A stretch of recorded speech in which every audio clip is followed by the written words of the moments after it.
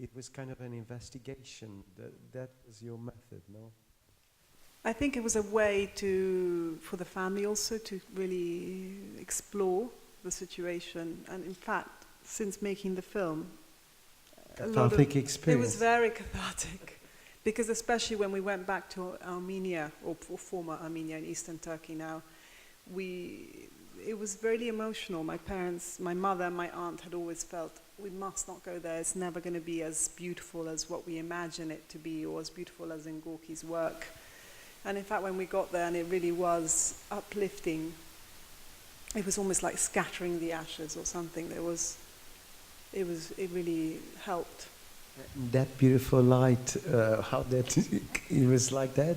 Yeah, it really was remarkable. It's an incredible place. But now it's with Kurds rather than Armenians, but actually they were quite friendly and open to us. They knew your situation, they knew you were trying to trace the past? Yes, they knew, and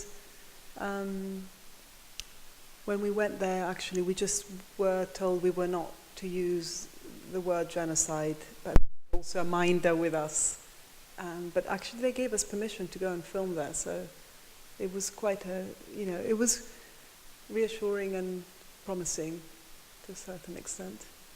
At this point of your career as a documentary, do you want to pursue doing documentaries about stories? Because this second film is also a story of two men in Europe, and the first one, without Gorky, it's about your family, but it's also a story. So you pursue human stories, is that it? Yes, I've just finished a film last week on the jockeys on the Palio horse race in Siena.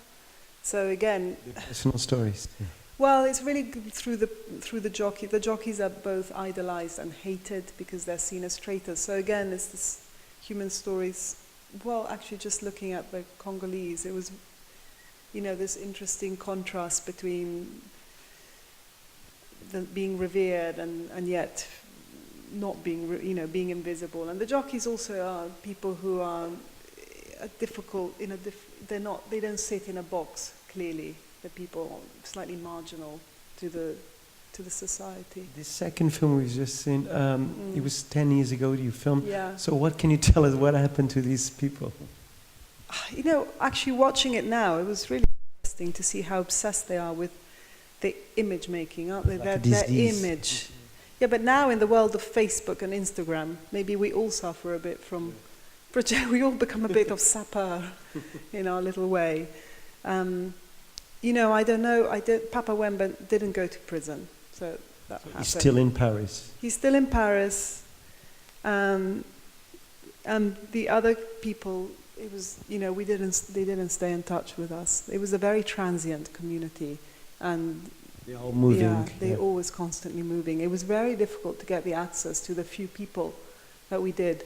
In fact, we made the film and they liked us making the film because it served their purpose to the ones we chose, but actually they were probably not the top sapper. The top sapper were even more secretive. Probably they were involved in more gangsterish activities because they had more clothes. But it was interesting making the film because on one hand, they so wanted to be photographed, filmed, to show themselves in glory, but then they never really wanted us to go too deep. Did they censor you in any way?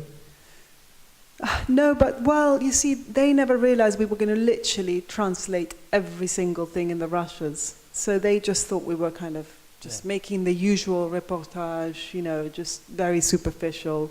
And so they didn't realize at all what we were going to make.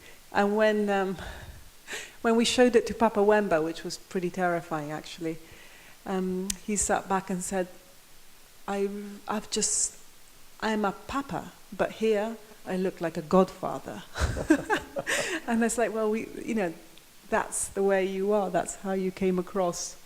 And it's incredible the hold he has, how they... His power. He really has power in this very invisible community.